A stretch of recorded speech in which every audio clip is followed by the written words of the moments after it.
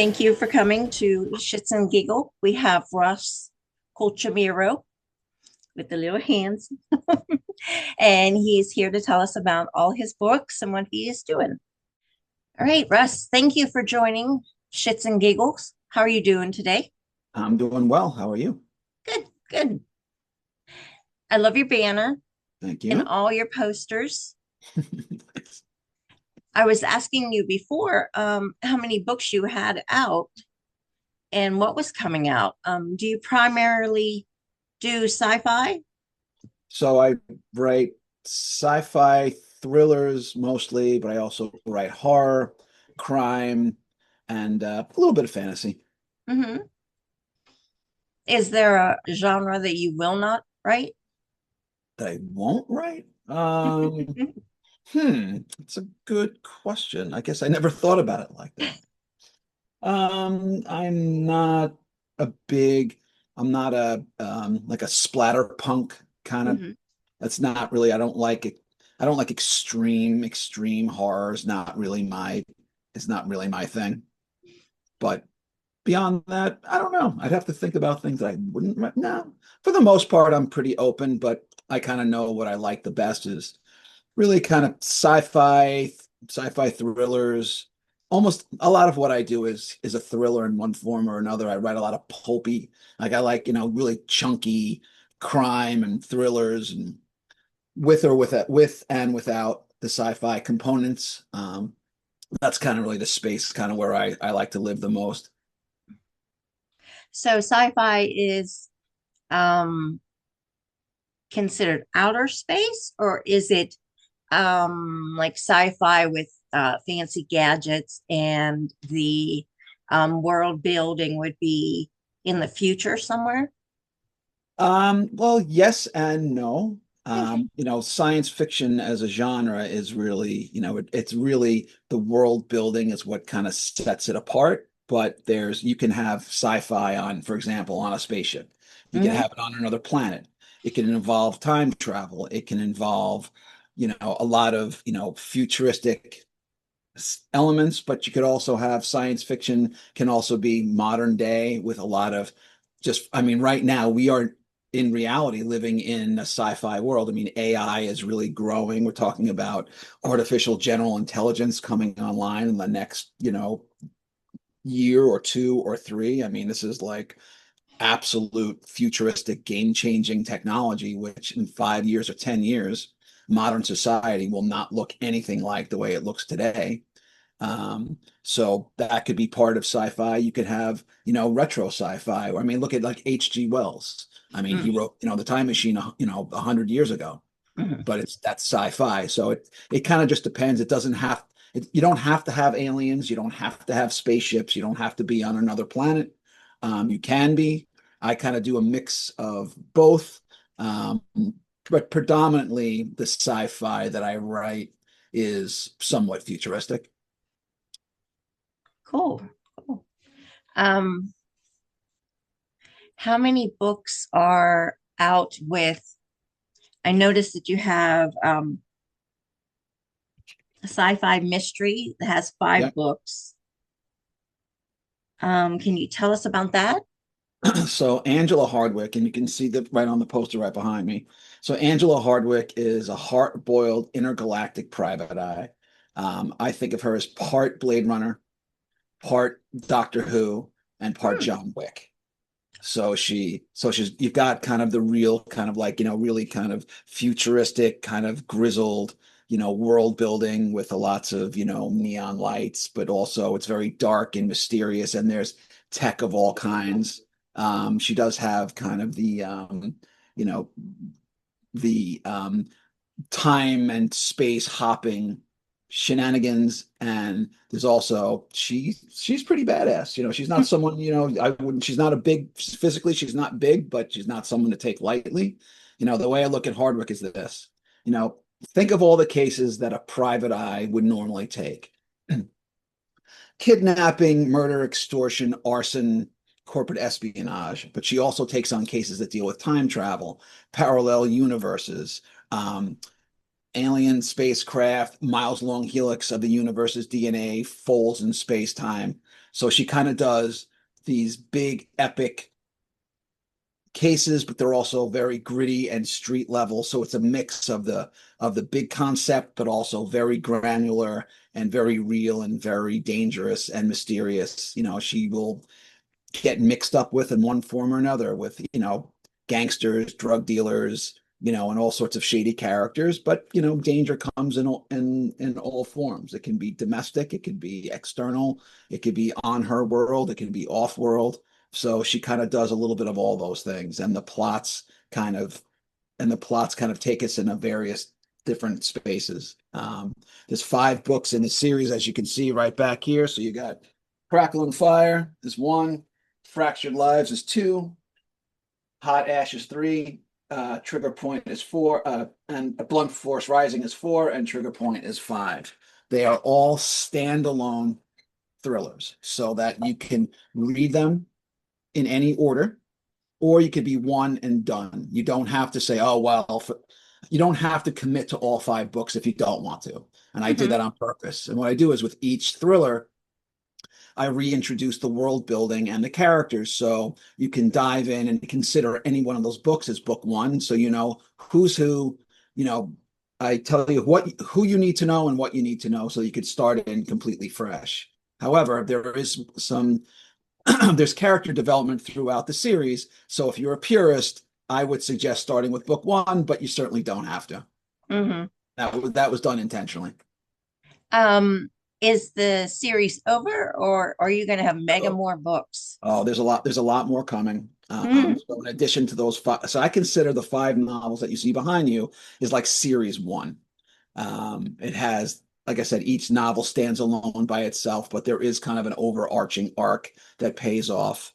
I've done 6 or 7 short stories with Hardwicke that have appeared in various places, including in Crackle and Fire in the first book. It's actually one of my favorites with her. I would really encourage anyone who enjoys the book to check out that story in the back.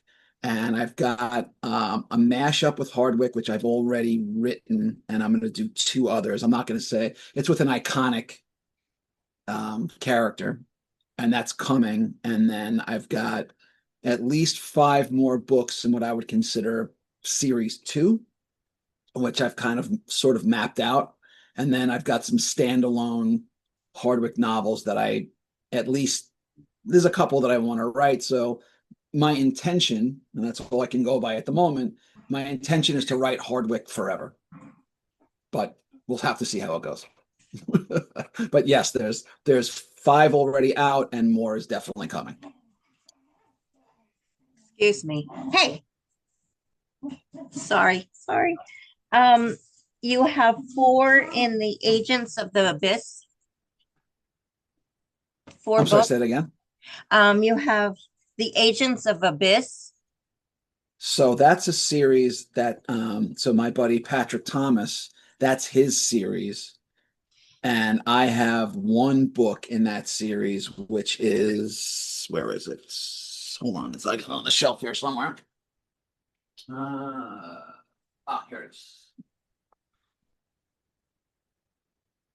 So this one is Hide and Seek, Fury of the White Mask. And you can see here the characters here. So the setup is that, so in the real world today, as it stands, MI5 is the British Secret Service, right? It's basically their version of the FBI.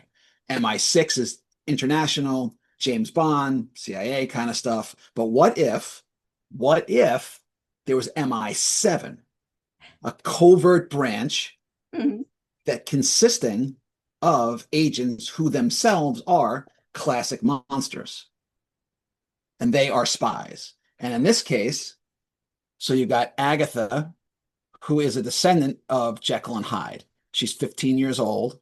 You've got Gilbert, you can see here, who's a descendant of the Invisible Man. And then here you got Lily, who's an original character. She's a human cheetah hybrid. And in Fury of the White Mask, so these kids are training, they're spies in training, they're a decade away from being ready to really be out in the field. But Agatha's grandmother was who was a full blown. She had full control of the Hyde power. Hmm. Uh, she's retired, but she's been kidnapped by someone or something, and it said either you give us the Hyde formula, or Granny is, and the leader of this. So they're studying. The training takes place at kind of like an X-Men style, like big mansion out, like it's a big old you know, old style facility, and he himself, he's a Yeti. And he said, look, these kidnappers know way too much about what we're up to. We can't send our typical agents out into the field because we don't know if we have someone on the inside working against us. So you kids, I know you're only 15 or so, but you're going to have to go out in the field and figure this out for yourselves because we can't trust anybody else.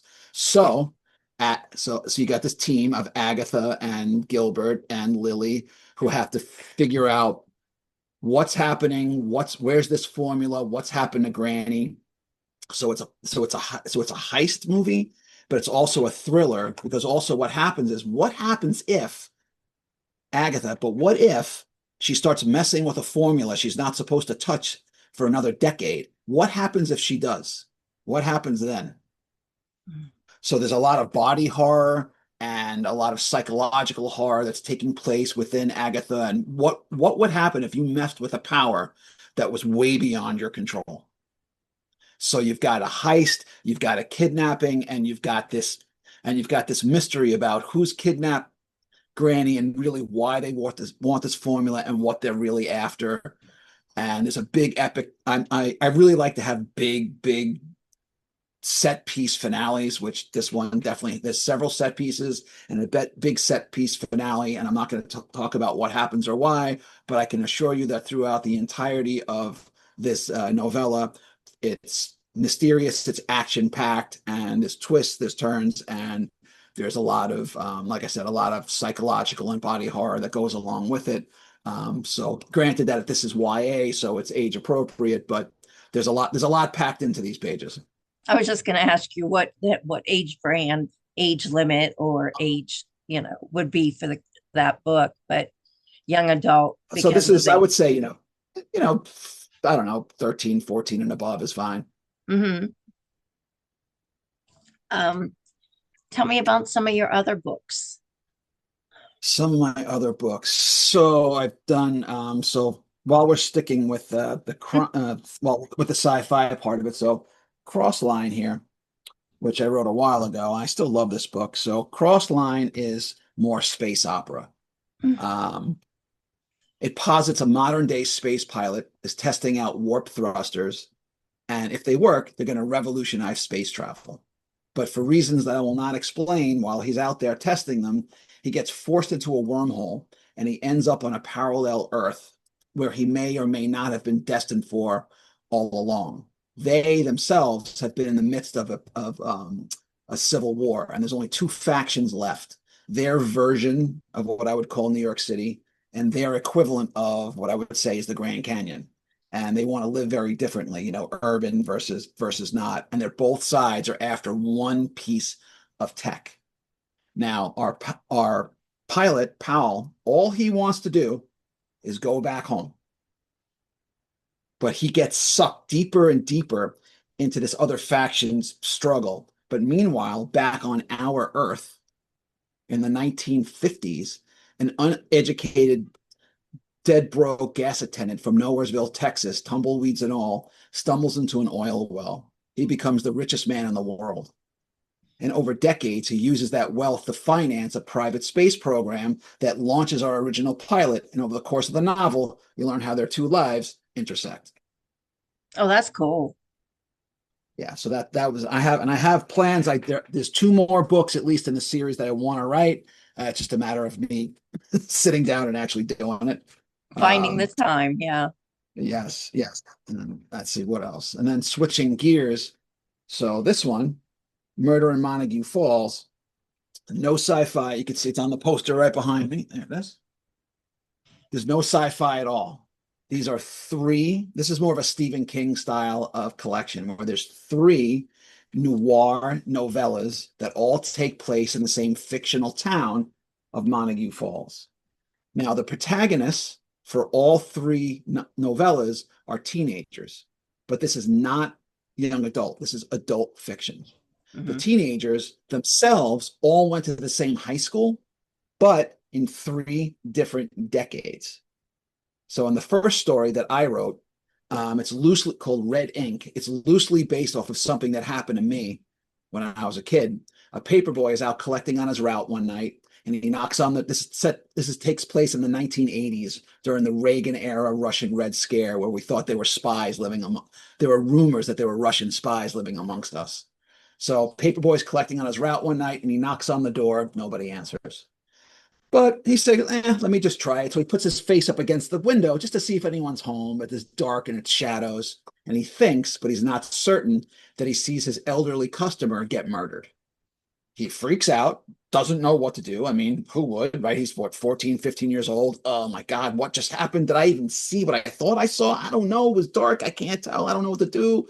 And he finally decides, screw it. I'm going to go investigate this crime myself. And his life gets rather complicated.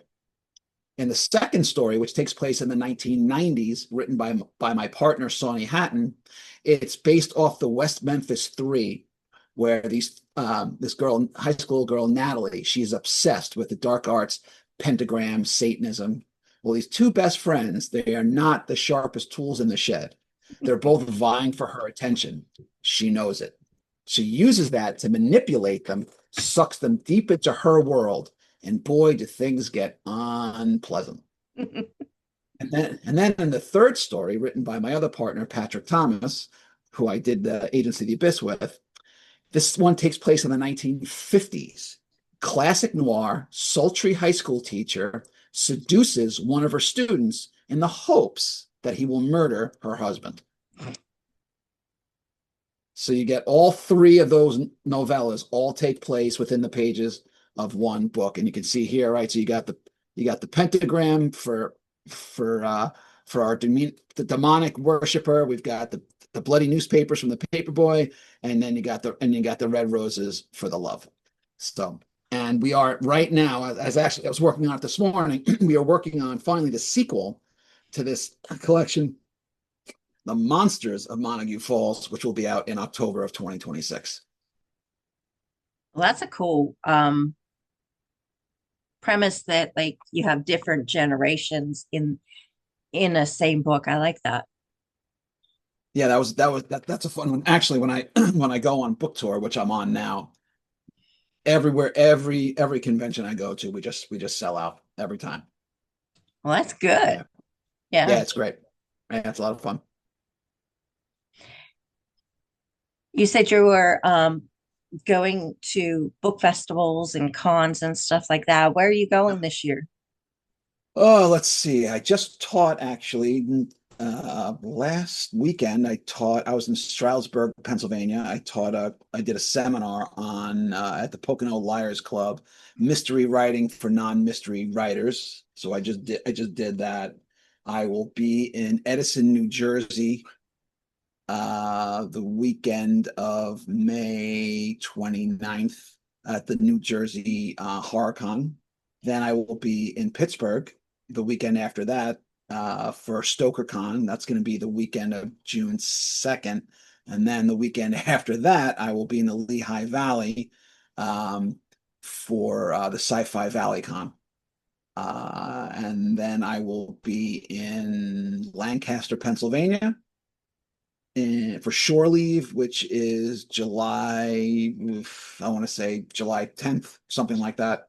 I'll be at Books and Brews in Brooklyn in September, and I will be in Oaks, Pennsylvania in towards the end of November for Monster Mania. And then it's possible that one or two other things will pop up between now and then, but as at the moment, that's what's on the schedule. Wow, you're busy going to those things. Yep. How do you set up with them? If I can ask, like what is your setup? I see your banner. Oh, Um, so I mean, usually I have a table and I've got it depends. Some of these conventions I do with partners. Some of them I do by myself.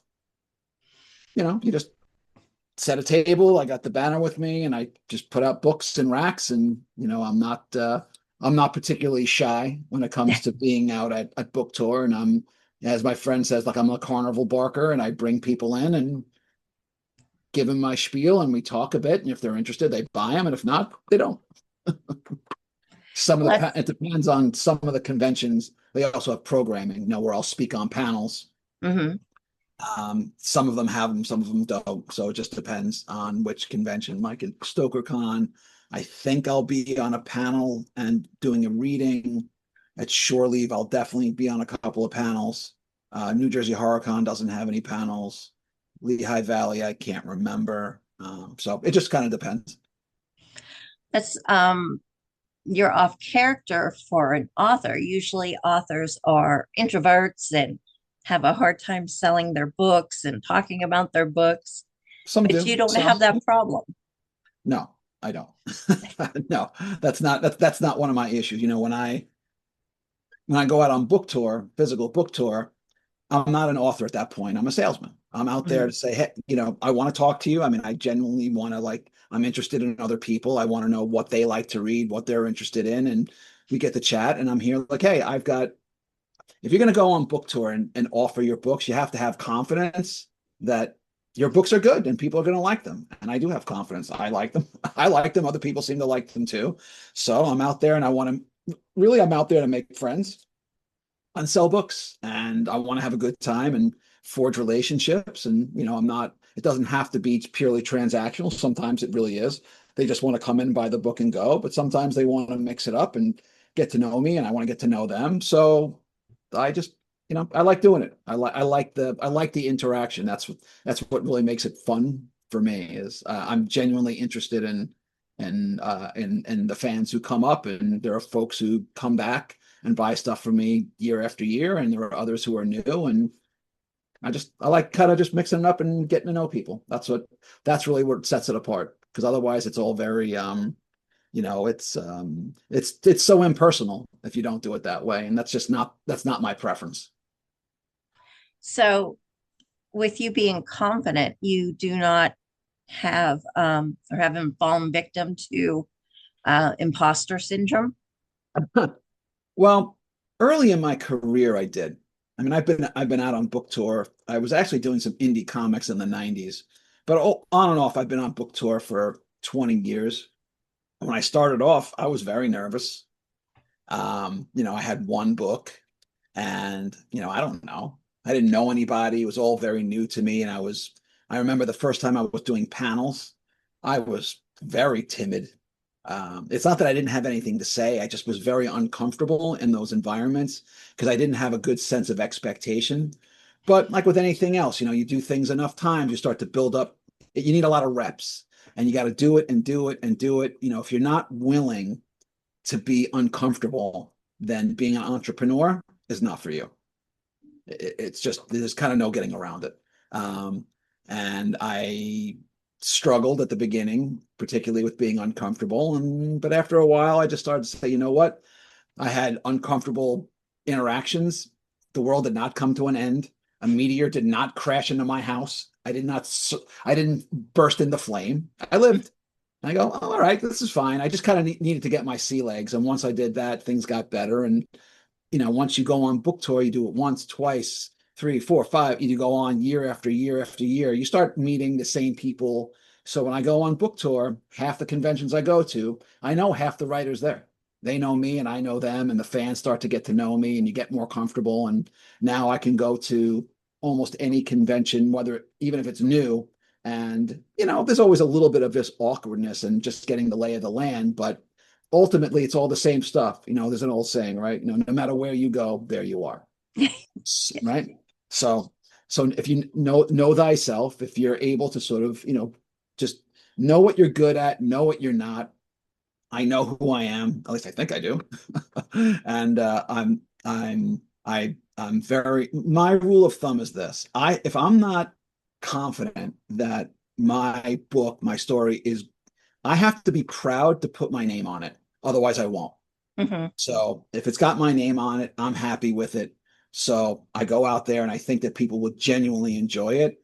And that's where it all starts from. If you don't have a belief in yourself and you don't have a belief in what you do and what you have to offer has value, then that tends to be the source of the imposter syndrome. You're really sort of signaling to yourself, I'm not confident in what I've done or who I am.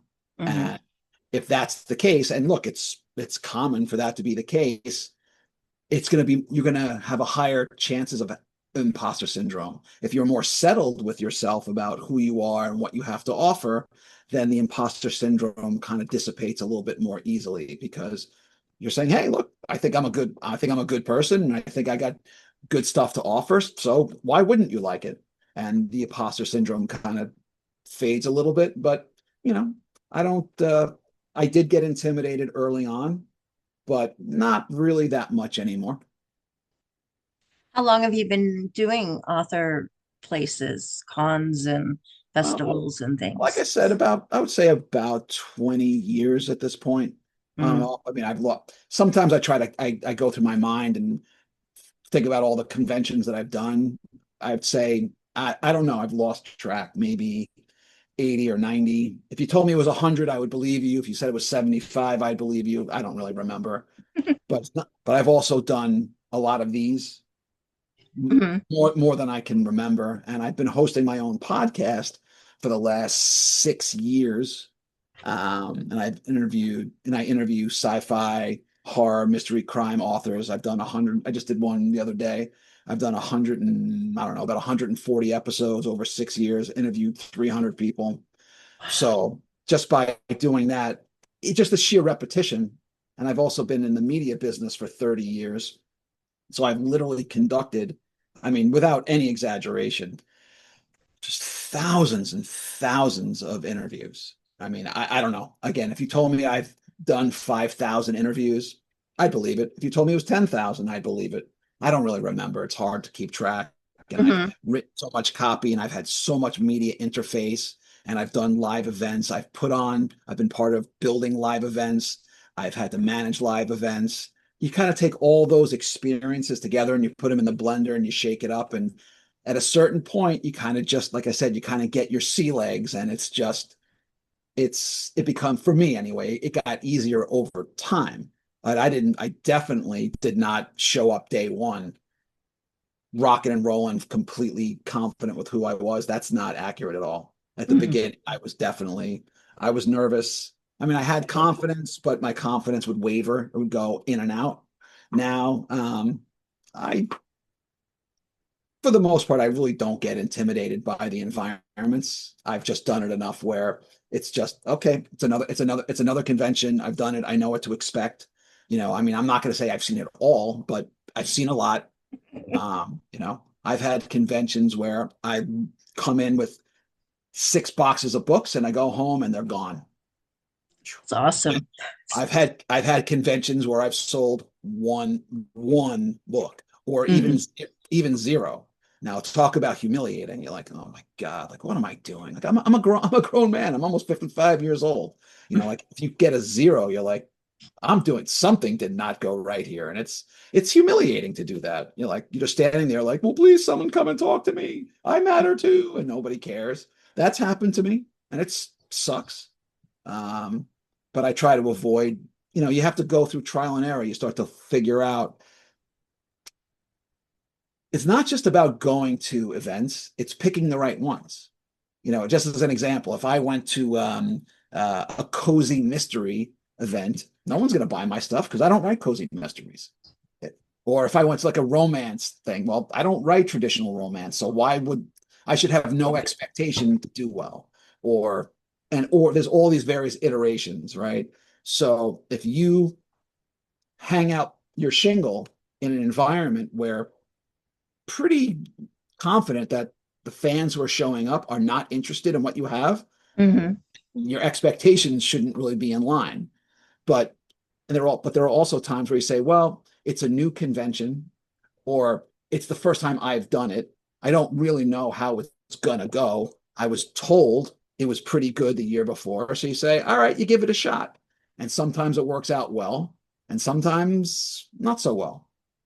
You don't always know, but you sort of have to, not have to, but if you want to keep your sanity, it's going with a reasonable set of expectations. Because if you go in thinking, I have to hit some number of sales and you don't, then you're going to be heartbroken. But it also comes down to money because it's a business, right? It costs money to rent a table. Gas and tolls are not free. The table spaces are not free. When Hmm. I order this book to sell to you, this book isn't free. I had to pay. I paid $5 a unit to have it shipped to my house. So I'm already walking in the door. I've already lost money. I got to get that money back. So I Yeah. have to decide. And this is becoming, if kind of, this is where it gets into like your return on investment, right? You have to decide, is it worth it to me to do this one event? And is the answer yes or no? It depends on your algorithm. You could argue, for example, I'm going to go do this convention. I will probably lose a little bit money or break even, but going there is a value to me because I'm going to be seen by a lot of people. I'm going to network with editors, writers, publishers that I want to meet. So there's value there. You also might be the kind of author that says, I don't really care how much money I make or don't make. I just want to go and be out there and have fun. It doesn't matter where you are in that chain. I would just submit that it's important to be clear with yourself about why you're going and what your expectations are. And then based on that, your anxiety will go up or down based on how clear or not you are with yourself. Because if you don't really know, if you're just doing it because you think you have to, and you don't have a good sense of what to expect and why you're doing it, chances are you're going to be more nervous or you're going to set yourself up inevitably for disappointment because you have some expectation in the back of your mind that you just haven't been honest about. Right? You might say to yourself, well, I don't care. I just want to have fun. But what you really mean is, I need to sell this many books or it's going to hurt my feelings. If you're not honest with yourself, and that's all that really matters, then it's going to be more challenging. So my suggestion is for any author who's either going out on book tour or is thinking about it, be clear with yourself. What are you trying to get out of this? What do you want? What do you expect? And are your expectations reasonable or unreasonable?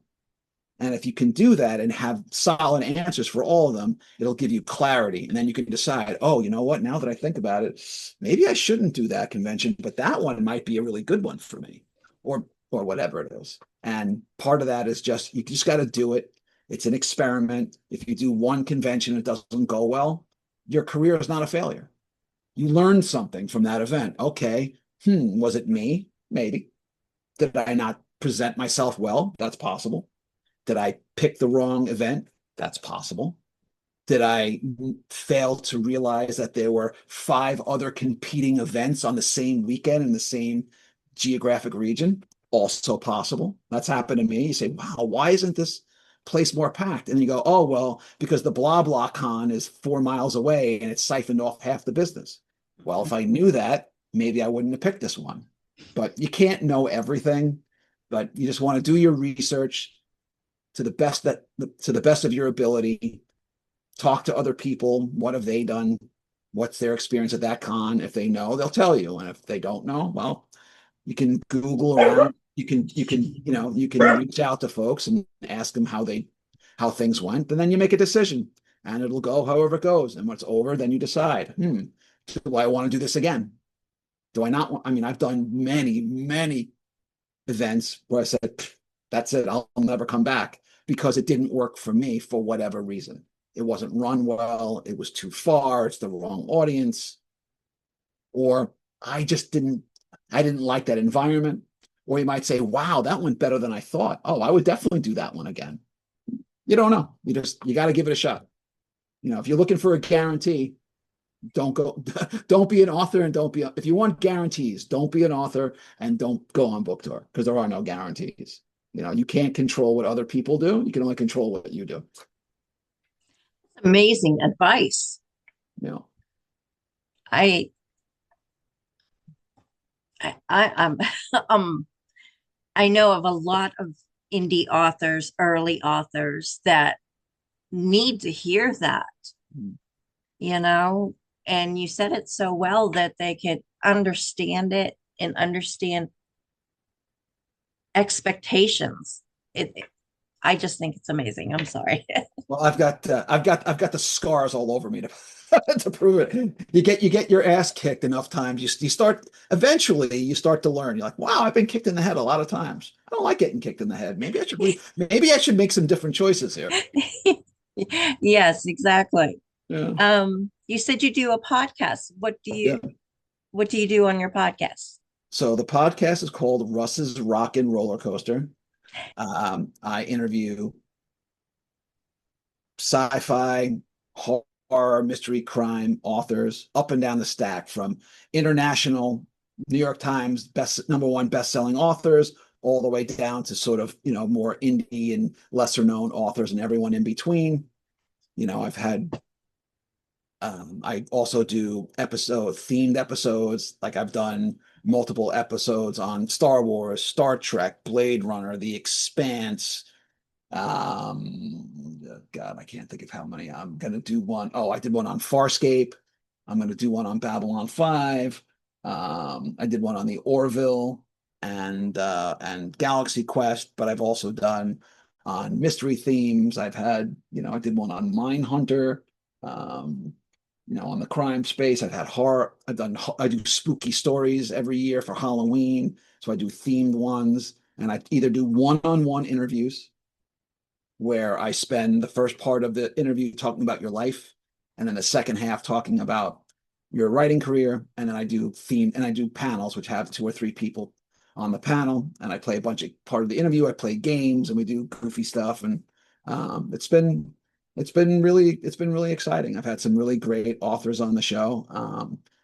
Kevin J. Anderson, who writes the Dune books. I've had oh, come on, Russ. I'm having a moment. I've had Nicholas Meyer, the writer director of Star Trek II, Wrath of Khan, and Time After Time. He's actually a fan of my series. He's given me some shout outs to the books. I've had God, who else is really exciting? I've had Jonathan Mayberry on the show, and I've had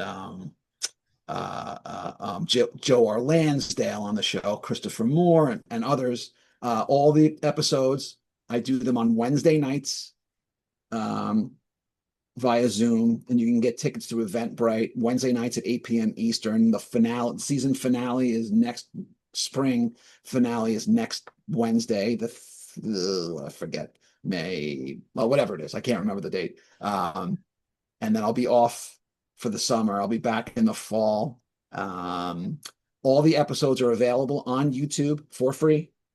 So if you get a chance to watch them live, no big deal. Again, it's on YouTube, Russ's Rock and Roller Coaster. And like I said, it's about 140 or so episodes. So you can go and check them out and have a good time. I like to have fun and mix them up, and it's been good. I started during the pandemic because I wanted to give folks a chance to sort of just like connect with each other. And then I figured, I would do a half dozen or a dozen, I'd be finished. Well, now it's 6 years and 140 episodes later. Honest to God, there was no plan for this. It just kind of happened. And even when I thought about, well, I'm getting tired, maybe I should wrap it up, people were like, no, no, no, no, no, no, no, no. You got to keep going. You got to keep going. So I'm going to keep going for now. We'll see. I'm not promising I'm going to do it forever, but I'm not ready to hang it up. So at minimum, there will be at least another season this fall, and my expectation, I'll go at least another year or two, but I make no promises. We'll just have to see how it goes. So who are your favorite authors Who are my favorite authors? Oh, that you Jesus. like to read or that you Yeah, know yeah. or So my favorite authors. Well, if you're talking science fiction, so I'm a big Vonnegut fan for sure. Um, Ray Bradbury, of course. Um, oh, Gibson. I love James S.A. Corey. The Expanse series is absolutely phenomenal. Robert J. Sawyer is a great author. and there are many others. I know there are some authors who don't like to talk about their favorite books and authors because they feel like they're disrespecting all the ones that they don't make. It's not about that. There's so many. I'm more interested Yes. in like books as opposed to the authors themselves, because you can have an author write a great book. You're like, wow, what a great book. I love this one, but you don't connect with the other ones. Does that mean that author is not a great author? I don't really look at it that way. It's just, but you didn't say which are best. You said one of my favorites. So I kind of go just by my favorite books that I've read recently, in the sci-fi space, the Expanse series for sure. I read Flash Forward by Robert J. Sawyer. That's a great book. Dark Matter by he's why am I drawing a blank? I don't know why I'm drawing a blank. He's got the show out, Dark Matter, right now, and Incursion. What's his name? Hold on, I got it right here. I don't know why I'm having a moment. Oh, Blake Crouch. Blake Crouch. Dark Matter is a great book. I'm reading Recursion. That's a great book so far. Um, um, Fahrenheit 451 from Bradbury is one of my all-time favorite sci-fi books. In terms of horror, I just read recently My Best Friend's Exorcism by Grady Hendrix. I absolutely love that book. It's one of my favorite books I've read in a long, long time. Uh, what else really sticks? Oh, for humor, Christopher Moore, one of my all-time favorites. He is absolutely great. And he was one of my favorite interviews as well. Um, so those are just some. There's a long list, but that's just sort of a sprinkling of some of the authors and books that I'm big fans of. That's cool. You didn't say at Isaac Asimov. I will admit I'm actually not a huge Asimov fan. Hmm. I've read some of his stuff. He's a little technical, a little dry for me. Hmm. But I certainly appreciate his influence. But I can't say that he's my go-to. He's not my go-to guy, but I absolutely, respect his contribute, because without him, I Yeah. mean, he's, I don't know where would modern sci-fi be without him? Hard to tell, but he's absolutely one of those heavyweights in terms of influence in the genre for sure. You said Jonathan Mayberry. He's a sweet guy. Yes, he is. Yep. Yep. He's a real sweet guy. Yep. Yep. I've had him on. He's a friend. I've had him on my show a bunch of times. He's a good dude. Are there any other helpful hints or things that you have gone through that didn't work or you learned or you had learned from? Any tips, I guess, to give newbie authors or For new insights maybe? for newbie authors, Hmm. again, I'll go back to expectation.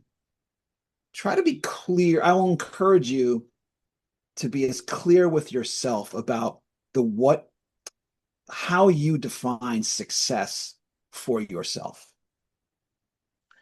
depending on where you are with your career. Like if you start out with, hey, I've written my first novel and it's going to be great and it's the best book that anyone's ever read, and I'm going to get a deal with one of the top 5 publishers, and it's going to be a New York Times #1 bestseller, and I'm going to get all this money, and they're going to make a movie, and it's going to win the Academy Award, and I'm going to get everything with my first book, I would suggest that you're going to be disappointed. Hmm. There might be 1 in 10 million that happens for. And you're going to say, well, you said there's one, so I got a chance. You have a chance? Of course, you would have a chance. You do. Hmm. But the chances of it happening are very, very small. Very, very small. The publishing industry has changed radically. It's very difficult to forget about be financially a titan. Just trying to make any money right now is challenging. Hmm. I would suggest, if you just write a first draft of your novel, maybe that's success for you. Great, celebrate it. Maybe you decided you wanted to get an agent and you got one, celebrate it. Maybe you just want to get your book out into the world, no matter how you do it, whether it's the big 5, very tough. I'm not saying you can't, but it's not easy. Maybe you go with a mid-level publisher or a small publisher. If that's success for you, enjoy it. If you decide, you know what, I'm going to self-publish it because I want more control. Because here's the truth of it. Even if you get a deal with a big five publisher, they're going to do very, very little to support your book. You're going to think, oh my God, this big publisher they signed me. This is incredible. And it is. And then they put it out and they do because they spend their marketing dollars on like two authors. And you're not going to be one of them for the most part. So if they put out your book, but then it doesn't, they have an algorithm internally. You have to hit you have to sell this many copies right out of the gate. And if you don't, we're going to pull your book off the shelves and it's gone. And then probably we'll never work with you again because you're not a proven seller. They're not going to do a lot. They're expecting you to go out and be your own marketing team. And you're going to have to do that no matter what. Mm-hmm. So if you're not prepared to promote your own books and your personality yourself consistently, getting attention is going to be really, really tough. Not impossible, but just difficult, right? There's so many books and there's so many authors clogging up the space. How do you break through the noise? So there's the writing side of it, right? Collect the keys. Then there's the publishing side of it, the mechanism to get your book into the world, whether it's a print book, an ebook, an audio book, and then there's the sales and marketing, those three different lanes. So I would suggest that you be clear within yourself that those three lanes are all distinct and they require a unique skill set for each of them. You can only do what you can do. You're one person. There's only so many hours a day. You only have so much time, so much energy, so much focus. You can't do it all. It's not physically possible. Be okay with it. There's all sorts of like, oh, we'll market your book for you and we can do this for you. And here are the 5 steps to this. Yeah, right. If there was a magic answer, everyone would do it. Focus on putting out the best quality work that you can. And surround yourself with writers or editors who will tell you the truth, not what you want to hear, but what you need to hear. I had this conversation with someone last week and she wanted me to critique one of her books. So I read the first 75 pages and I had a whole bunch of notes. And she said, well, I asked my husband what he thought. He's like, well, it's good. And she said, okay, but why is it good? He's like, I don't know, it's good. Well, when you ask someone to review what you've written, I would strongly, strongly suggest to you that you be clear about who you are asking and what you are asking them.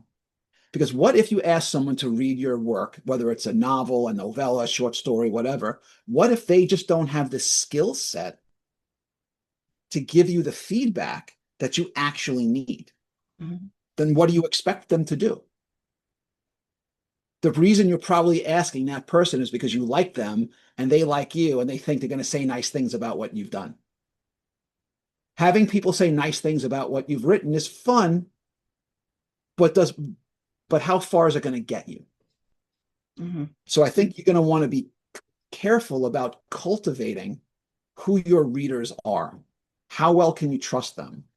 Do they have the time and the skill set to be able to give you actionable feedback? Can they help you with structure, with dialogue, with pacing, with world building? Maybe they do, maybe they don't have that skill. Are they very good copy editors? And that's a whole different type. Once you've finished reading, you've written it, you've redone it, and you've cleaned it up, then you're going to want someone to go through it line by line, find every spelling mistake, every grammatical error, duplications. Have you worked with someone who's good with that? Because if you think you're going to be your own full developmental editor and copy editor, I'm not saying you can't, because you can, but it's very difficult.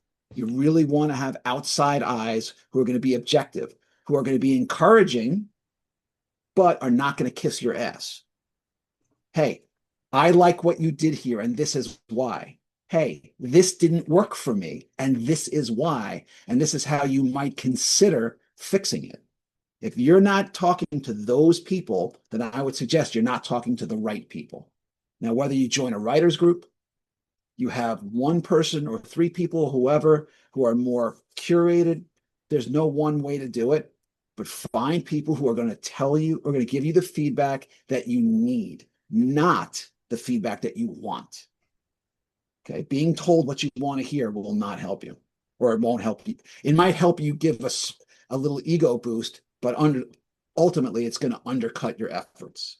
If you're not willing to hear things that you don't like, then again, I would submit this is not the right venture for you, right? It's sharp elbows. If you can't take taking an elbow to the head a couple of times about your work, this isn't being a creative person and putting it into the world isn't going to be for you. As I'll tell you this, I would much rather have my readers kick the crap out of me on my manuscript, which actually happened to me last year, so that I can fix it, than to get it out in the world and then have the readers rip me a new a-hole because they're like, wow, this book sucks. You clearly Mhm. were not paying attention. You made 97 mistakes. I can't believe you put this piece of garbage into the world. You're definitely not going to want that. So talk to people who are going to tell you what you need, not what you want. That's amazing advice. Thank you. Well, our hour's almost up. So, Okay. where can people find you? So you can find russcolchamiro.com. That's just my name.com. And it's got all my books and the links to my podcast. I'm on Facebook and Instagram and Blue Sky and YouTube. And you can find me on Book Tour. I'm also a member of Crazy Eight Press, which is an author collective. So you can find me through Crazy Eight Press. So I'm pretty easy to find. All my books are on Amazon. Some of them are on Barnes and Noble. So if you want stuff, that's where to find me. Sounds good. Sounds really good. All right. Well, that's the end of the show. Thank you so much again for being here.